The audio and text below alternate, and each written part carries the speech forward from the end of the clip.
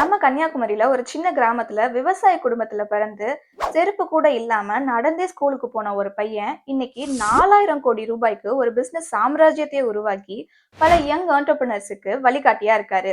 இவர் ஆழமா நம்பின ஐடியாலஜி கம்ஃபர்ட் பில்ஸ் கிரியேட்டிவிட்டி. இவரோட ஜேர்னில வெல்த் எவ்வளவு ஏறினாலும் இவரோட லிவிங் ஸ்டைல ரொம்பவே சிம்பிளா வச்சுக்கிட்டாரு. இவரோட 10 டிஜிட் சொத்து மதிப்பு இவரை எந்த இடத்துலயும் பாதிக்கவே இல்லை. வெறும் 150 ரூபாய் சம்பளத்துல தன்னோட கரியரை ஸ்டார்ட் பண்ண இவரு 15 வருஷம் கழிச்சு செக்யூர்டான சென்ட்ரல் கவர்மெண்ட் ஜாபை ரிசைன் பண்ணிட்டு மும்பைல ஒரு சின்ன கேரேஜ்ல தன்னோட டயக்னோஸ்டிக் பிசினஸ் ஸ்டார்ட் பண்ணாரு.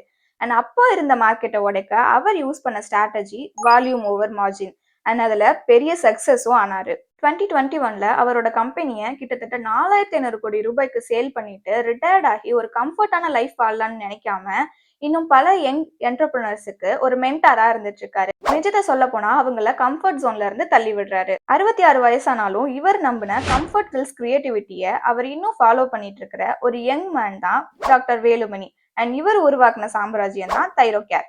இந்த மாதிரி இன்னும் நிறைய மோட்டிவேஷனல் பில்ஸுக்கு நம்மளோட ஊடகம் டிஜிட்டலை ஃபாலோ பண்ணிக்கோங்க.